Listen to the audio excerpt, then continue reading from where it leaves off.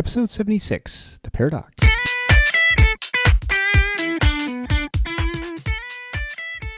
Welcome to The Paradocs with your attending, Dr. Eric Larson. He is a practicing anesthesiologist and clinical assistant professor at Michigan State University College of Human Medicine. Listen in as he takes you behind the scenes of what practicing medicine in today's ever-changing world is like with another doctor. The Paradox is a fun and accidentally informative show for physicians, patients, or anyone who has ever found themselves in a waiting room.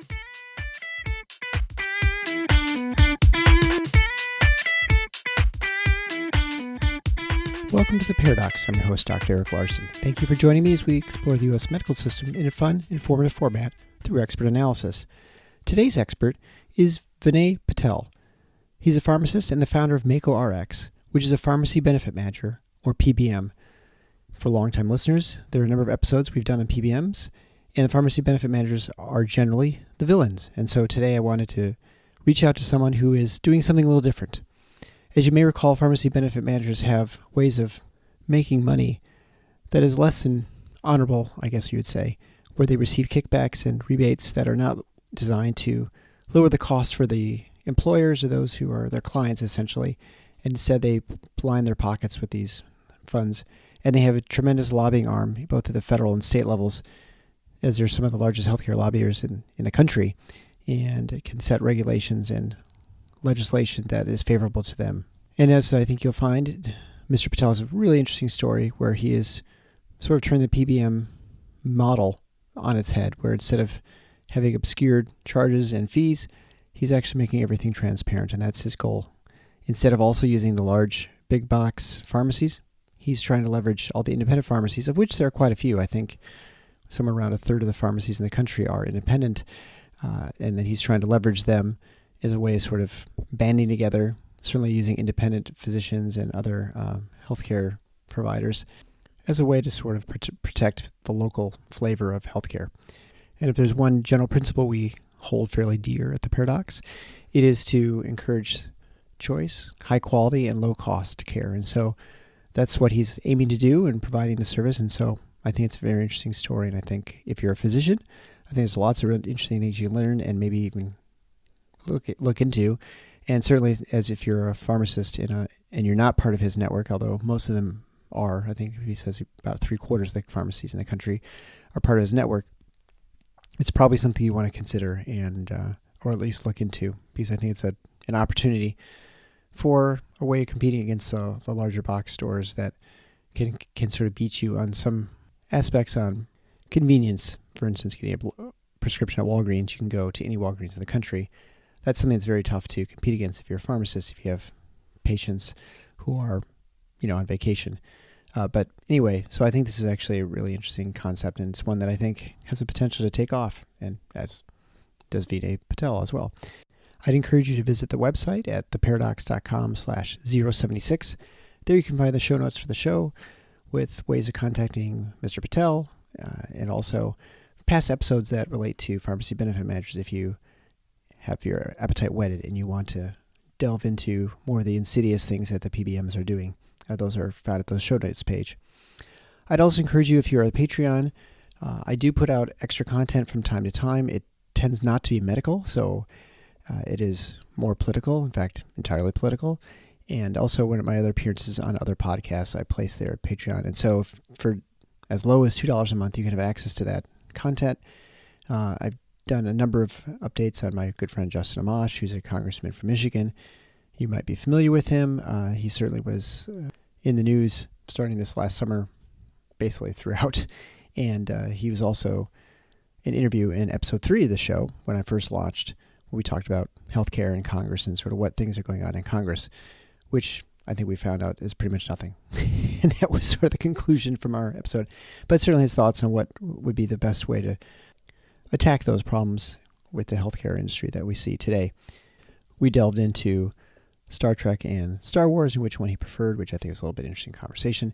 But this last week I spoke to Nathan Lemur, who is a former policy advisor to Ajit Pai, who is the FCC chairman currently, who is dealing with a lot of issues, especially most prominently net neutrality, and he was the one who helped develop the the public policy and certainly the advocacy for the positions that Chairman Pai advocated.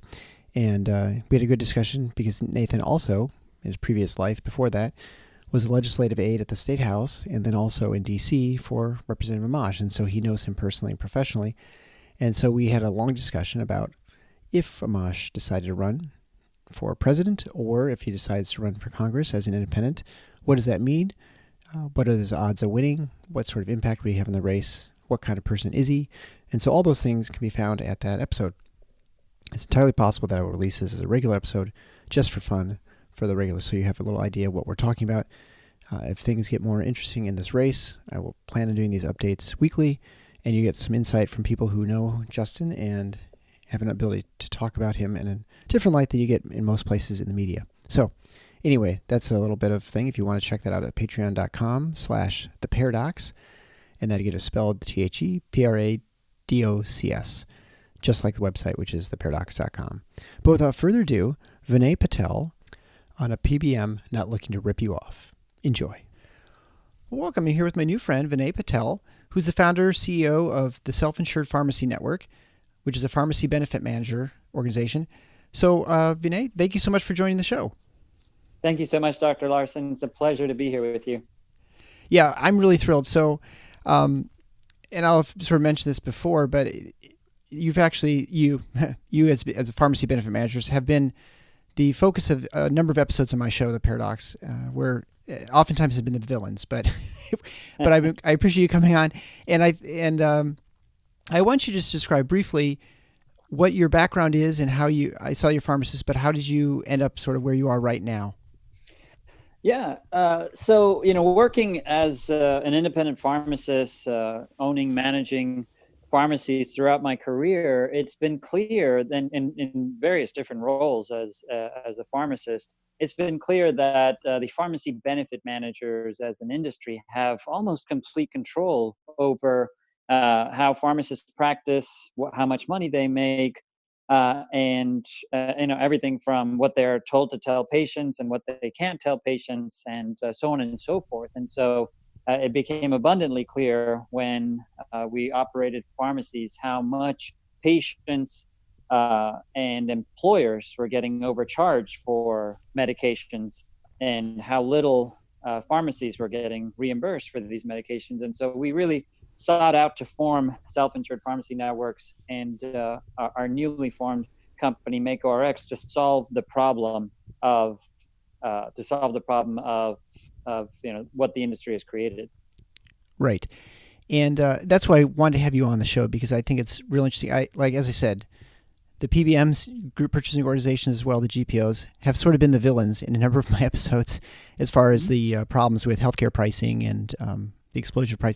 Can you explain the purpose of a PBM? I assume everyone always has a derogatory sort of feel of what a middleman is. That's always it's like being a used car salesman, right? When people say, "Oh, you're just the middleman," because there's this perception that there's someone who is totally superfluous. You don't need them.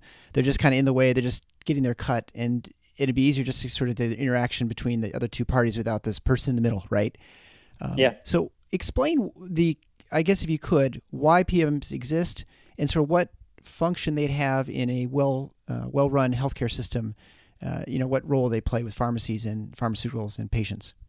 Yeah, absolutely. There is a critical role that pharmacy benefit managers play, and at its core, the value of a PBM is to process claims, and essentially in real time. When you go to the pharmacy and you give the pharmacy your prescription as a patient, they will actually take that prescription, enter it into their system, and then in real time adjudicate or run that prescription claim through the pharmacy benefit manager. They're affiliated with insurance companies or employers or various different entities, but that pharmacy benefit manager essentially has outlined what the pharmacy is going to get paid for that medication, what the patient portion of that cost of the medication is, how much they will charge for the medication, and then what the other portion, whether it's an insured company or an employer group that's paying the other portion of it. So they outline these parameters, where, what coverage tier is the medication on, determining cost, and if the medication's covered or not. And so all these rules are applied in a system that gets automatically or electronically run in real time when you go to the pharmacy. And that's really at its core what the value of a pharmacy benefit manager is, to sort of adjudicate and manage claims so that they're all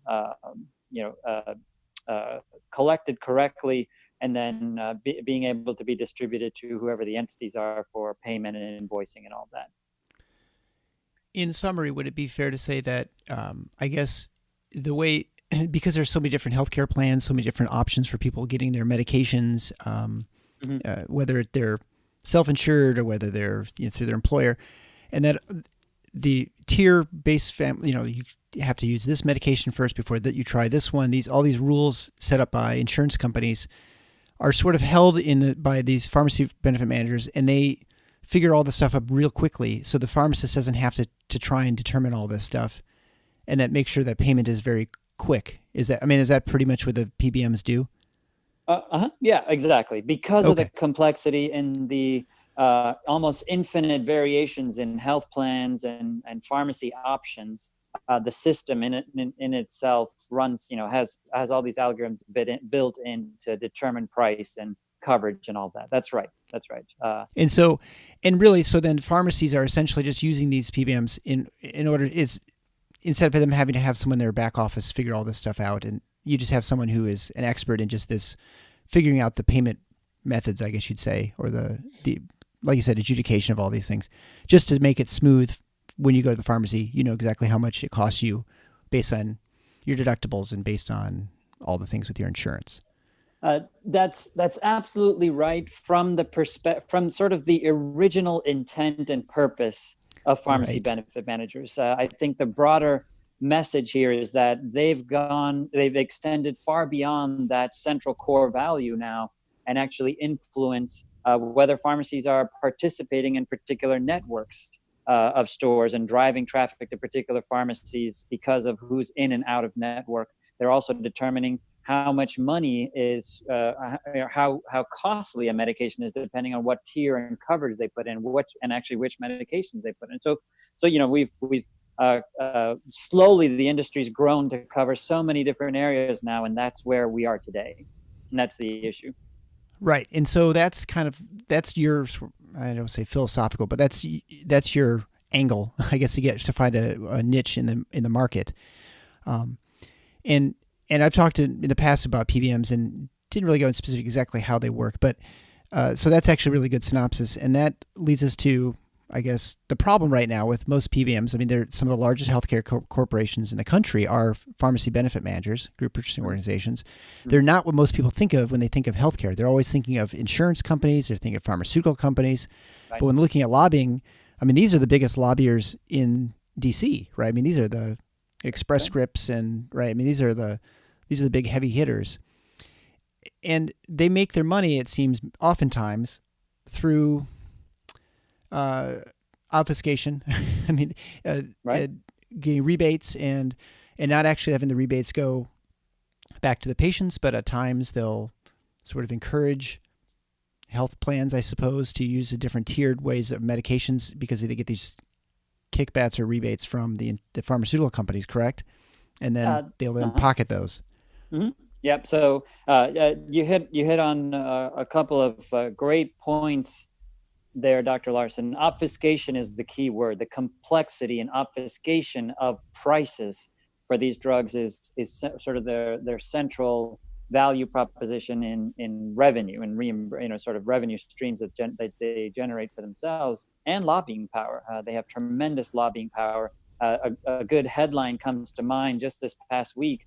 Half of all the profits United Healthcare made this past year in 2019 came from its pharmacy division, OptumRx, and they made over $14 billion in 2019. That's a tremendously huge company. Yeah, and that's that's one of the rubs with insurance companies. So insurance companies, if you're not really big, you're not going to be able to acquire or merge with a pharmacy benefit manager. So you have to rely on these groups to basically adjudicate all your claims.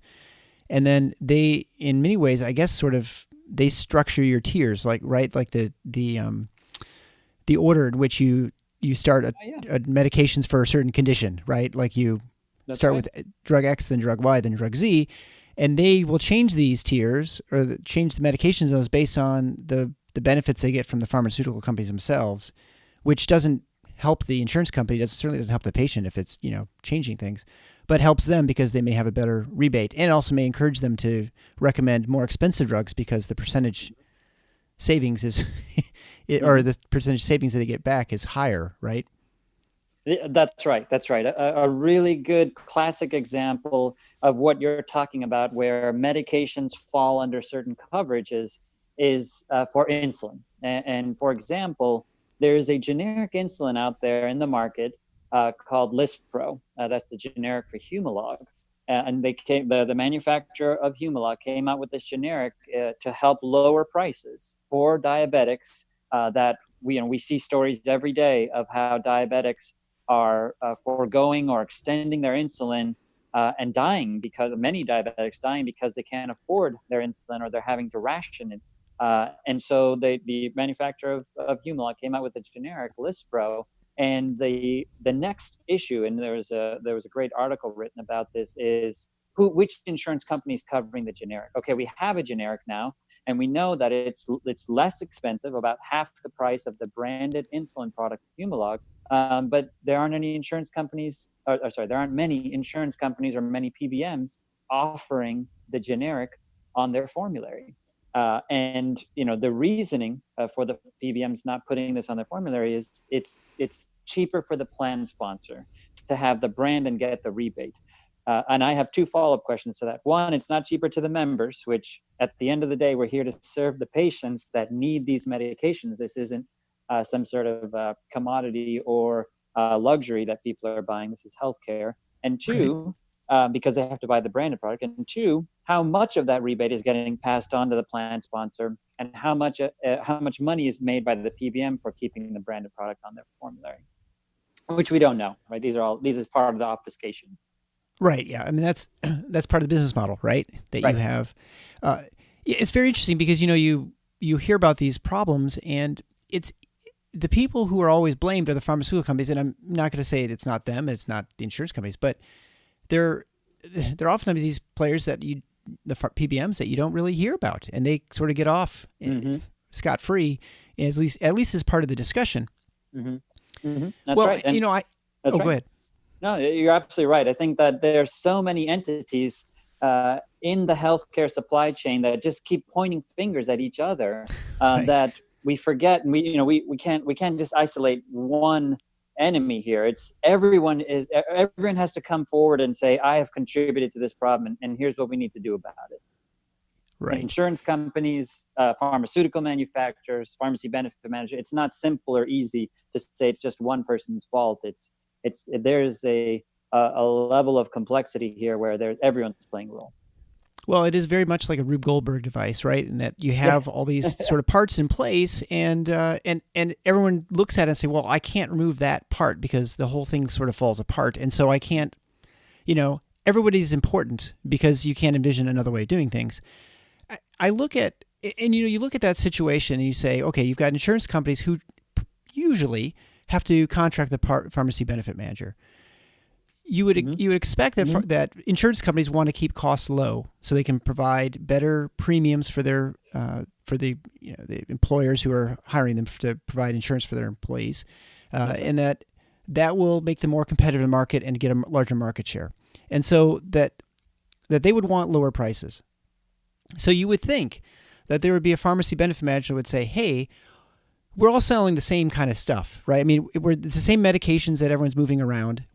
All we're doing is just trying efficient ways of adjudicating these claims and for these insurance companies. And so it would behoove us if we provide it for a lower cost, that's really, as long as you can do the job as far as going through the claims, and you can do all the paperwork, which is really what people are hiring you for, that if you can provide that same service at a lower price, price point would be a much bigger, I would guess, be a much bigger draw than not have. I mean, if you're cheaper, you're going to get a lot more business So I'm always surprised that that there's not someone who could just bust into this market easily.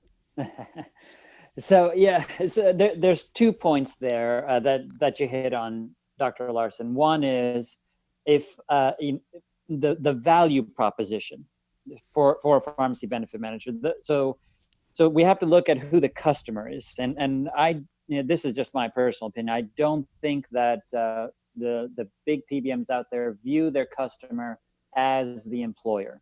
I truly believe that their customer is the pharmaceutical manufacturers that are really providing them the lion's share of revenue for their company.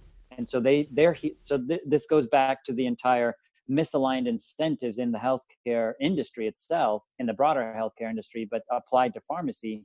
They're here to serve the needs of pharma, of the pharmaceutical manufacturers that they're collaborating with to get large revenue streams from branded products and the rebates that they get from those branded products, and all the other ancillary service management fees that they get to help encourage and promote branded pharmaceutical products as really who they're serving, and sort of that they've recreated their value proposition to that industry. And so, they said, look, if I can save this employer 10 or 15% on their pharmacy, which used to be, it's not today, but used to be maybe 15%, 20%, no one was paying attention to it. It was ignored. It was just another line item. The big cost was still healthcare, and still is today, but pharmacy is growing now over 30%, and everyone's paying attention to it. Where they're saying, even if I can save the employer 5 or 10%, they're really not paying attention or care. So why don't I just focus my attention here and really maximize the revenue opportunity from our other partners? And so they've really realigned who their customer is. And now that there's a lot of attention and need on this, they may be trying to reorganize that business model internally, but it's like turning the Titanic. And also the savings, right? I think that there is a much smaller opportunity to try to attract more and bigger clients and employers from the big three, which control 80% of the market as it is today.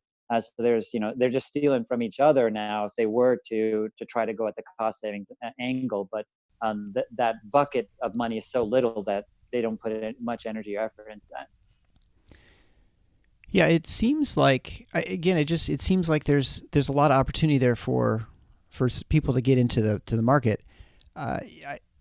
Is it because I feel like you could argue, well, maybe the reason they have this advantage is because since they're so big that they can acquire medications, or they can get better contracts than other PBMs. But it sounds like that's really not the case. Like, I mean, their cost per unit for insulin or whatever is the same as anybody else. I mean, they're obviously not purchasing the things, but right. So you hit the point on the head there with the cost of the medications itself. The drug manufacturers and PBMs are essentially setting the prices for these medications, and there's not much variance.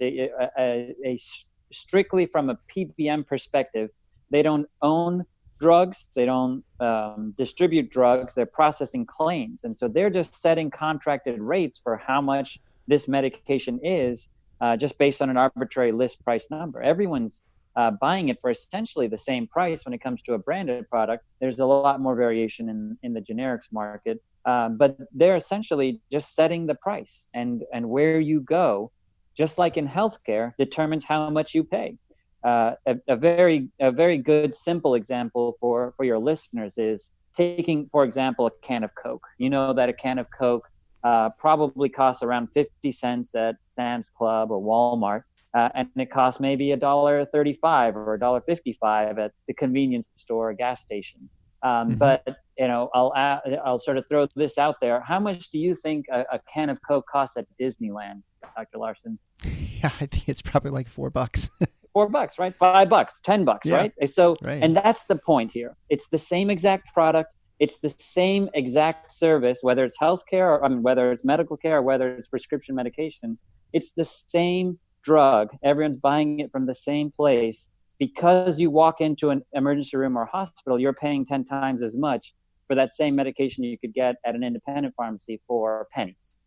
And everyone's essentially buying it for the same price. There's a little bit of variation. There's, CVS and Walgreens may be able to buy it for a couple cents cheaper because of their share of the market and volume that they drive. But that's the whole point in healthcare. It's the site of service that's determining price. Just because you go to a certain place, you're paying a certain price, and that's essentially what the PBMs are doing, is driving traffic to certain sites of service and setting the prices. And the real big game is in the rebate dollars, and that's really how they're hooking a lot of these employers to throw a tremendous amount of rebate dollars that they're getting from pharmaceutical manufacturers, because they control millions of lives. And these small guys trying to break into the market don't have access to that kind of purse power that these companies are using to leverage clients.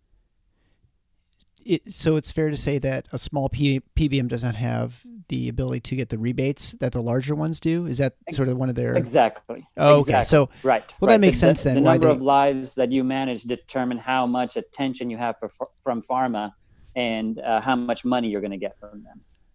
And that makes a lot more sense why it's hard to get in as a small player, because you may be able to do all the other things for less and have lower list prices, but you're not going to give that bonus or whatever at the end, which turns out is only 5% of the bonus that maybe the other players did, the other large PBMs got. You don't know, because you don't know what kickback or rebate they're getting.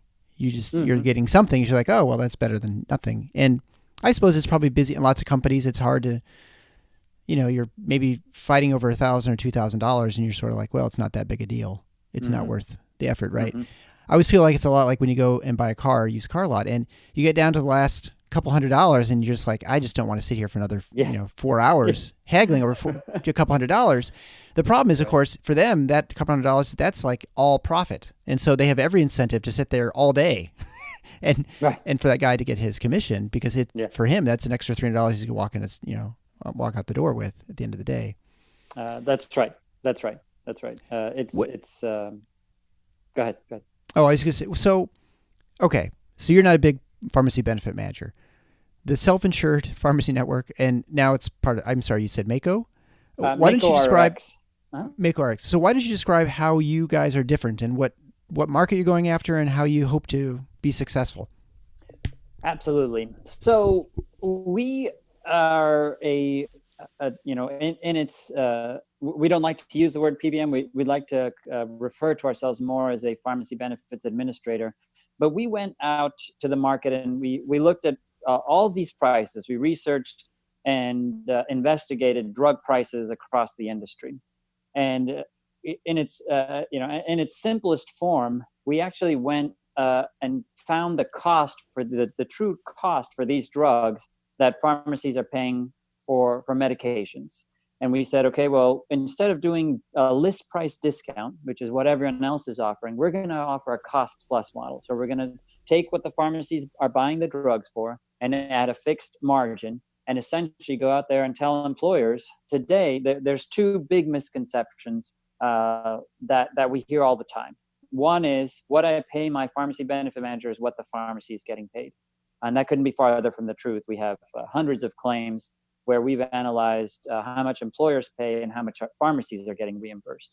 And that's what's called spread pricing. Employers getting overcharged and pharmacies underpaying, and the PBM keeping that difference without the two knowing that this is going on.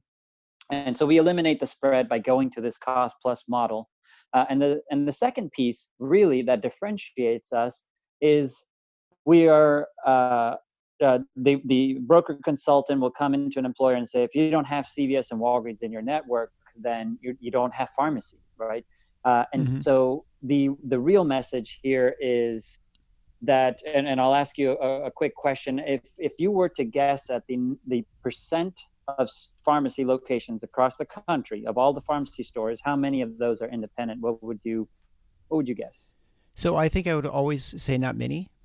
Not many. But there are actually a lot more. And just when I think about town, there are actually quite a few independent pharmacies in town. Like I'm sure there are thousands that actually exist. Yeah. The most common answer we hear is 10%. Independent pharmacy is a dying breed. And that's really where we come in and say, a third of all pharmacies, 33% or 22,000 stores across the country are independent pharmacies. You just don't see them going to and from work because you see CVS and Walgreens at every corner. Mm-hmm. But they're there in your community, quietly serving patients and members, to providing high quality care and great customer service as a way to compete against the big box stores. And so we're coming in to say, one, our model is cost plus. We've found the cost of these medications, and now you can actually see when your member gets a Z-Pak or when your member gets a blood pressure or cholesterol medication, that it actually costs 81 cents or $2.31 for that drug. It's not $25 or it's not $35 just because that's what the copay is. And then you also get to see exactly how much the pharmacy gets paid, because we're showcasing that on the invoices to employers, that the margin that pharmacy makes is right there, allocated to you to see now the true cost of the drug, the margin, and we apply that cost plus model at over, right now we have over 16,000 independent pharmacies in our cost plus network to help advocate for them and really bring them to the employers to showcase all the different services that they offer in addition to what the big box stores can. Well, that's really interesting. I have a direct primary care physician, and in Michigan, you're allowed to dispense medications as a physician. So when it comes to generic drugs, for instance, like I'll just give you an example. We got 30 of Zofran. My kid, I have a family of migraineurs, and so they always need Zofran, and it was $1 for 30 of them. So it was because we pay 10% above wholesale. Yeah. So that's what you're talking about. You're talking about you show what the list price is, how much it actually costs from the wholesaler, essentially, right? And then how much do you get charged actually at the pharmacy? And it is stunning how is someone who has an HSA or something to try and find the medications, the price is just it's crazy how different it is. I mean, we just got a medication yesterday or the day before, and it was 10 times more expensive at one box store versus another. For the same thing, right? It's really remarkable, and it's never consistent, right? It's not always the same one that's more expensive.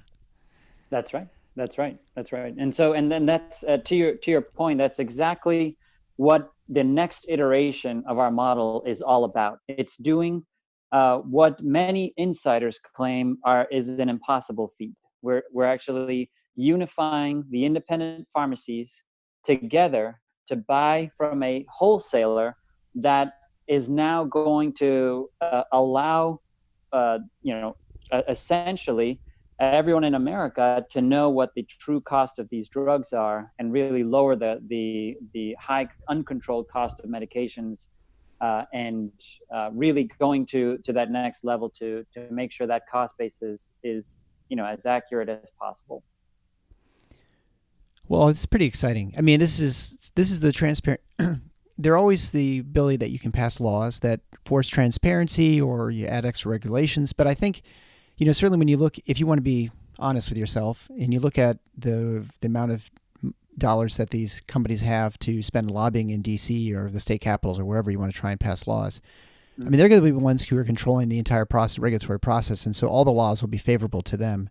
Right. Maybe you could strong arm one thing through, but as you've sort of outlined, there are about 10 different ways they can make money that are hidden. And so you may plug one hole, but the others just get a little bit bigger. And essentially, you're not going to make much progress. You're only going to defeat them through, or at least fix the system through competition and the actual open market.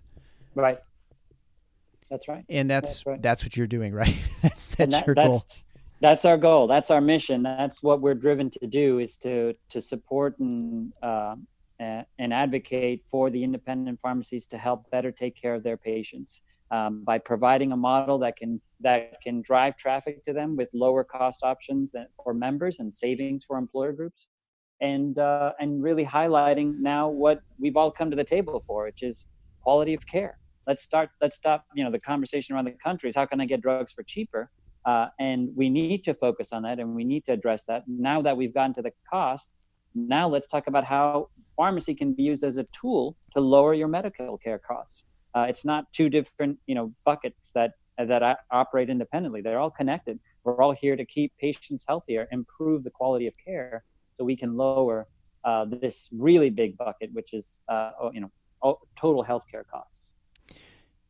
How long have you been around, and what sort of market share do you have, and what is your goal? And I mean, realistically, where do you see yourself in like 5 or 10 years with this company? Yeah, so we've been with our original company, we've been around for about 2 years, actually 3 years now, and we see ourselves taking control of the North Carolina market in the next year and expanding to the Southeast and really taking the model nationwide within the next 3 to 5 years regionally and 5 to 10 years nationwide, to really take back control of out of control drug costs and bring an or unprecedented level of transparency, or go beyond transparency to really highlight how much savings you can generate when we can really know what drugs cost and really highlight the value that they can offer for patients. Do you feel at some point you'll have the opportunity to break into the box store pharmacies, or is this something that you feel like it only works with independent pharmacies? Our goal and the integrity of the program rely on our collaboration with independent pharmacies. We really passionately believe that there is an unheard message out there for independent pharmacies. And we have nothing against the big box stores. Everyone is trying to help the members of their community. But we really believe there's a true value proposition and really a unique differentiator when it comes to the personal care you can get at independent pharmacy. And so we're going to stick to working with them, working for them, and really getting them unified to work with the other group in the healthcare industry that really we need to bring together, and that's the independent providers. And if we can get those two groups to work together, we can do incredible things and really change the market. Yeah. Well, and there certainly is plenty of room in the market for someone to have a model that would go after the big box. Right. I mean, there's always you want to try and focus and do what you do best, and not have mission creep and start doing 10 things at once. Right. If I'm one of these large companies, the PBMs, and with the 80%, and I see someone like you, and if you start having some success, first thing I try and see if any sort of regulatory reasons I can shut you down. And then if that doesn't work, then pretty much the option is to just buy you up. And so are you publicly traded? Is this a threat? Is that, or are you privately owned and immune to it, at least unless you chose to? Great question. We are 100% privately owned and operated, and our partners have the same philosophy and focus to advocate and help independent pharmacy as well. And so, we are very cognizant that companies that disrupt and innovate in healthcare oftentimes get bought out just to be eliminated. And we want to fight against that as best as we can, so that we can bring true market change and innovation that's long lasting for the benefit of all of us. Well, that's a very exciting story, and it's always nice having people who leverage their expertise and the market to successfely be disruptors in the industry. And that seems like exactly what you guys are doing. And it always, again, surprises me I guess it almost, you have to be ideologically sort of founded in some level to really take this on, because the easy thing would be to try and replicate what's already been done, through rebates or whatever. Is there anything else that you would like to add that we haven't talked about with the pharmacy benefit managers? Pharmacy benefit management is just one vehicle to really execute on our cost plus model. We have some other products that we apply our cost plus modeling to, and that can help consumers. For example, we know that 10% of all healthcare spend is through some sort of out-of-pocket spend, cash or out-of-pocket spend, and with a majority of the market having high deductible health plans, people are paying out of pocket for their first dollar of care, including pharmacy.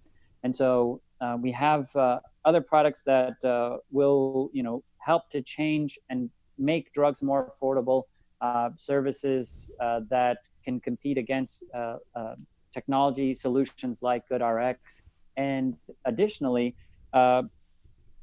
programs that work with direct primary care providers as well. We know that direct primary care providers in many different states, in fact, 46 states, physicians are allowed to dispense in, and we don't want to interfere or get in the way of physicians dispensing drugs at affordable prices to their patients, but they don't have access to all the drugs. And we've created a solution to wrap around direct primary care services to offer access to all the medications that patients in a certain practice might need. And we're really excited about that program as well. And this is all just founded on our cost plus model and partnering independent doctors with independent pharmacies. Is that something that you would look for direct primary care physicians to contact you, even if they're not in the North Carolina or the Southeast? Or is that, I just look at, for instance, my doctor here in Michigan, and if you're looking for generic medications, you can, it's wholesales, but when it comes to brand names especially, she doesn't have anything special except GoodRx is a good way to go. Right. Absolutely. We have partners that can distribute to all 50 states.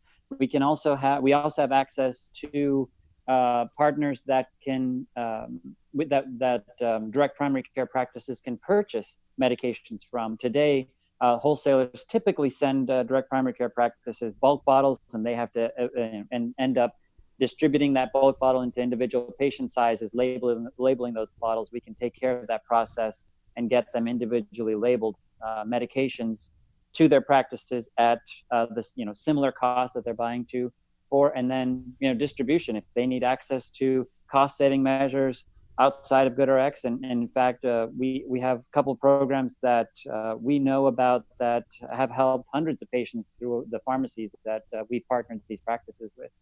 So absolutely. Yeah, that's pretty exciting. And then we've been talking about GoodRx a couple of times. Can you explain? Someone asked me the other day, how do they make money? I don't understand where they are, who they are, exactly. What it is. Do you have an idea? As a pharmacist, it's my job to know how GoodRx operates and what they do. That's part of our, it's part of our industry. And so, to be very clear, GoodRx is a marketing company. They don't own a single tablet of medication. They don't own pharmacies. They were created to help consumers understand the cash prices for medications, or what is a expected price that I can pay for a drug at a pharmacy, and to some extent, when they were created 6 to 8 years ago, that was desperately needed, and now people sort of rely and talk about them as a resource. However, and the way they make money is that when you go to a pharmacy and use a GoodRx card, GoodRx takes money from the pharmacy, from that prescription claim that you paid out of your pocket for, because GoodRx said that it's going to cost you $28 for levofloxacin at your pharmacy. GoodRx actually takes a portion of that money, a significant portion of that money from the pharmacy to as their marketing service that they brought them to your door. And that's exactly why many, in fact, I don't know of any single independent pharmacy that really appreciates how their business model works. But they're ready to match prices and help their patients get medications at affordable prices every day. But that's in a nutshell how GoodRx works, and they're there to sort of tell you, if you were to pay cash for a drug, for a medication that you need, here's how much it would cost.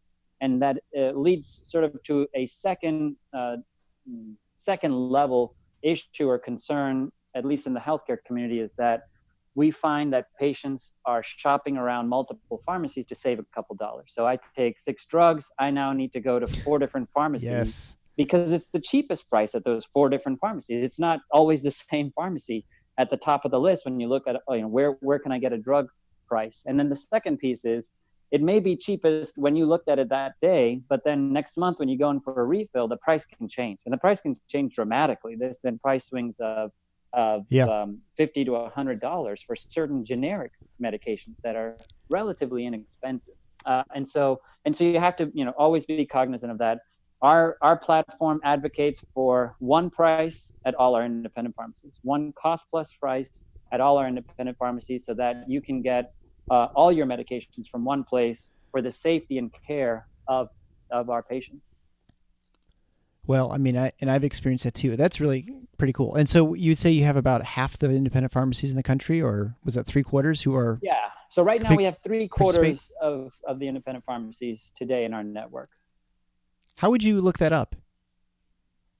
So we are currently in development for an app that will allow patients to see, which pharmacies that they can get their drugs for. And so that'll be coming out really soon here. And that'll be the best way to look up, where the pharmacies are and how much these drug prices are. That'll be competitive. Well, that's really interesting. That's very exciting. And these are the things that, with technology, you certainly have the ability to get broader markets and have a bigger reach, where you couldn't have done this, 6 or 8 years ago. So that's pretty exciting. Well, I really appreciate the conversation. I learned a ton. I'm sure my listeners did too.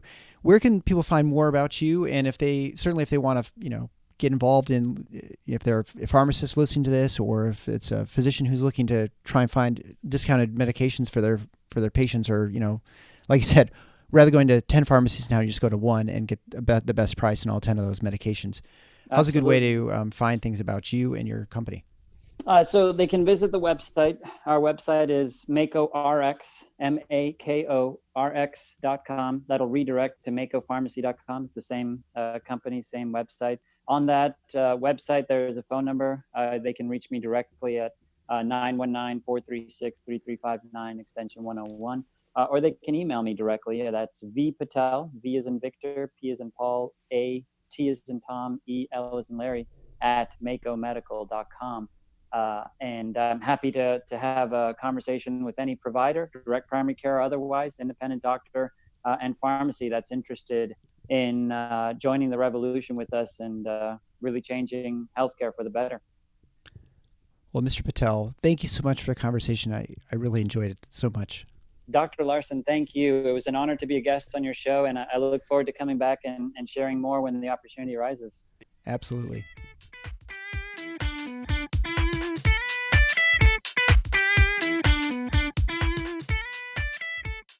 Thanks for listening to The Paradox. If you like what the doc is doing, please subscribe and leave a review on iTunes or Stitcher. And share the show with your friends. Become a supporting listener to get access to special bonuses at patreon.com/theparadox. Show notes can be found at theparadox.com.